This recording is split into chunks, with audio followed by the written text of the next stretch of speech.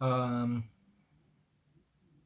that is one of the more suppressing games I have ever seen. Uh, wow. I think, considering the stigma that a West Brom Burnley game is given, we really filled those boots today. Believe me, I have never in my esteemed career as a Burnley fan experienced something as uninspiring, disorganized, disjointed, just the words don't exist. But I'll try my hardest. Um, I'm not sure we can pull a single positive from today. I suppose the one positive you probably could call is that we have got a clean sheet, but that's 2 games this season now that we played West Brom, and the game's finished 0-0. First game that we played against them earlier this season, we could easily come away with 3 points. We actually could have scored in that game and won. We came up with a lot of big chances, it's just we weren't quite there. Today, we just didn't find the chances. Like, there wasn't a second throughout that whole 90 minutes that I thought, all right, there's actually a good chance here. Well, there was one, which was Josh Brownhill. It would have been about the 75th minute. Josh Brownhill passed it through to Charlie Taylor. Really, really impressive pass. The only thing that made me at least brighten up a little bit. Josh Brownhill passed it through. Charlie Taylor crossed it in. It was an excellent cross. And again, Joe Rodriguez in that exact same position. Ball coming across. He slid in, but his knees are up against each other. So he's nowhere near the ball. And I just think that as a striker is appalling. You given the opportunities, you put them away, especially when your team's giving you that single opportunity the whole game. He came off right after that for Joel Mumbungo. I just can't. I don't want to do this. I don't want to do this video because I just want to enter my bed and cry. But I will do it. So in terms of individual performance, Nick Pope, simply because no one else on that entire pitch deserves to be anywhere near the thinking of man of the match. He's got my man of the match. He did what he had to do when the rest of his team weren't doing what they had to do, which is massive. It is so easy to get uninspired and I don't know what the term is. I'd imagine it's demotivated when you're around negativity constantly. But Nick Pope was there when he had to be. There was a chance near the end of the game. They were running through, and Nick Pope's come out and he's put his life on the line. And he's collected the ball well. And he stood up instantly. He had a bus slip, I think. He stood up instantly and got the ball right back out. So by far man of the match, and that's both because of the fact that he was the only player on that pitch who looked like themselves, but it was also just the fact that no one else could even be in the contention for the man of the match. Matt Loughton, I said it against Fulham, and I'll say it again. Without Goodmanson there, he just shrivels up into a little ball. He was just quite quiet. I wasn't quite sure where he was playing today. Like you'd obviously say right back, but there were a lot of times where you perhaps think, left centre midfielder. And I think a lot of that is to be blamed by the red card, which we will get onto. We will get onto that. So yeah, Matt Loughton. I just think he's a shell of himself when he doesn't have the player around him, Goodmanson, to really bring him out. Just based on Goodmanson's ability and confidence on the wing, Brownhill and Brady just don't have that. And I'll talk about Brownhill a little bit more, because I do love Brownhill, but he's just not a right midfielder. Centre-backs, Ben Mee and James Tarkowski. I saw them come out to the wing way too often. After the red card was given, every single member of our team wanted to get up and try to score, and that just made it even more difficult for us. Because by bringing everyone up, we were also bringing a lot of their defence back, which essentially meant that we were putting 7 of our attackers up against 10 of their defenders. And then all of our defence was really high up, so it was easy for them to just go on to the break. So, yeah, I don't want to say they particularly had a bad game, because they did get a clean sheet. I think Ben Mee was fine. I can't think of a moment Ben Mee really messed up at all. But it's just the positional thing. I'd rather us play 11 on 11 every single week without fail. Absolutely, I would, because that's something that seems to be our bane. We had it last year against Norwich. They were down at 9 men, and we just dropped off big time. And it's something that just really going to have to start thinking about. We pride ourselves as a team on organisation and our ability to just be a solid unit. And after that red card was given, there was no unit to be seen. Never mind a solid unit. So, yeah, I can't say they particularly played appallingly, but in terms of doing their jobs, they didn't do their jobs. And I'd probably say Ben Mee outperformed James Tarkowski today in terms of defence. But yeah, that's not saying much. Charlie Taylor. There were a few times where I thought, why is Charlie Taylor all the way up there when he's supposed to be defending? And there were a few times where I was thinking, why the hell's Charlie Taylor all the way back in defence when Dwight McNeil's looking for someone to pass the ball to? Again, it's an organisational thing, and I think that'll be a recurring thing throughout the rest of this video. Just organisational problems. None of our players seem to know where they were supposed to be playing because we had an extra man, which I just thought was baffling. Just play the game how you play the game, and you will score. And we just didn't. We didn't play the game how we know we can play the game. So yeah, in terms of left midfield, Dwight McNeil.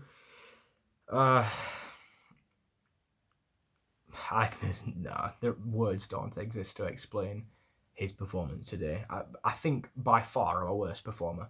And I don't want to say it because I love Dwight and I think he is a really, really impressive player. And even on one of his off days, can still be one of our most creative players. But today he just reached a level of off day that you can't come past. You can't attack. There were a lot of times where he had the ball and just didn't pass it, just opted to drive through and instead lost the ball quite easily. His crossing was quite poor, which for Dwight McNeil, that's a big problem. I don't think it's going to be a recurring thing. I just think it's a problem in terms of today. But his crossing was very poor today. And I think a lot of his decision-making was quite poor as well. I don't think I can pin that down to the organisational problem, but I don't think I'll pin that down to a problem that we're going to have to be worried about. I just think he was on an off day, and didn't quite get it. So yeah, midfield-wise, Ashley Westwood and Jack Cork. I've been saying it for the past couple of weeks. Ashley Westwood just doesn't do wrong. The man has done a lot of wrong today. Same with him. His crossing was abysmal. But I don't think it beat the first man once. And when that is a regular thing happening during a game, if you can't beat the first man once, you've either got a broken leg or you need to be brought off the pitch for a poor performance. And I don't think he had a broken leg. So, we'll pin that down to just a very poor game. He was quite negative as a midfielder. I don't usually associate him with negativity. The person I do associate negativity with is Jack Cork. And actually I saw him driving forward a lot more with a little bit more of a positive outburst than Ashley Westwood. And it was nice to see. I think when given the chance to take the game on his shoulders, Jack Cork did his best, but he still wasn't good. Which I think shows his experience to some level in that when his midfield partners aren't doing the things they're supposed to be doing, he tried to take it on a little bit more, which I think meant our defence was a lot easier to penetrate, especially with Ben Mee and James Tarkowski pushing pretty far forward as well. So it was like Bemi and James Tarkowski with the midfielders, and Jack Cork and Ashley Westwood were just in a limbo between the attack and the midfield, which I'd imagine made it a lot more difficult than it probably had to be. Which again is attributed to the red card. Players are just out of position, which means that other players are then shoved out of position. But, Jack Cork and Ashley Westwood can't play a sort of advanced central attacking mid role, which is what they were playing a lot of the game because the two centre backs pushed up so far. So again, it's a disorganisation problem which was just seasoned a little bit with just quite a poor performance. Josh Brownhill, I can't say much bad about Josh Brownhill because the man's a midfielder. He's 25 years of age. He still doesn't quite grasp the versatility aspect of Burnley, I don't think. He's been here for a year now, and it's unfair to put him out on the wing, in my opinion. Obviously, you can't put anyone else out on the wing, so we don't really have much choice, but yeah, he isn't a right midfielder, and he proved that today. He proved that by a quiet, ghostly performance, and when he did have the ball, he just didn't seem to know what to do with it. Which, I know I play left back, right? I'm not left-footed, but I play left back. And I know if I'm put into the centre of midfield, everything goes out of the way. I have no idea what I'm doing because it's such a different thing. It's the same with Josh Brownhill. Josh Brownhill has three choices really. Cross it in, pass it into the midfield, or pass it back. When you're a centre midfielder, you have a lot of options, and you really can't go much wrong. And Josh Brownhill as a right midfielder just doesn't have the experience of knowing what to do when he's in a situation like that, which I can't put anything down to that other than we've had injury problems, and it's just unfortunate that Josh Brownhill's the man who has to play at right midfield. I hope it's not a recurring thing where Josh Brownhill just becomes the second coming of Hendrick, because that man does deserve to be and should be in the centre of our midfield, because he is by far the better choice between him and Jack Cork. In my opinion, anyway. Obviously, they both have their reservations as players, but up top, Jay Rodriguez, Matej Vidra. Very, very, very quiet game for Matej. There was that one opportunity, I'll come on to it now, there's one opportunity where it was passed through, and Vidra flicks it on and it hits the fella's hand, handballs it, I don't know. I think it's a handball, but people have their different perceptions. Yeah, the man handballs it. He manhandles the ball. I'm telling you, he manhandles it. And that is probably the only opportunity Matej had all game, and it didn't even come through to a shot. Thinking back, I am trying to be consistent, but I can't think of another opportunity he had. Jay Rodriguez. I am, because he's a Burnley boy, I really, really struggle to give him criticism and say that he doesn't belong in this team. But every once in a while in a game, he comes up with a piece of magic, and it's like, wow. Wow, we scored that amazing goal against Manchester United at Old Trafford. Wow, we got an excellent assist against Fulham, which got us up to 1-1. It's good having that. It's good to have a player who, out of nowhere, can switch it on. But a team like Burnley doesn't need someone like that. And realistically, we don't want someone like that. We don't want someone who's switched off for a lot of the game and doesn't really do much until a time where he thinks, all right, this is my chance. You need that for the big clubs, not for Burnley. We need players who are going to perform out of their boots for 90 minutes as much as they can.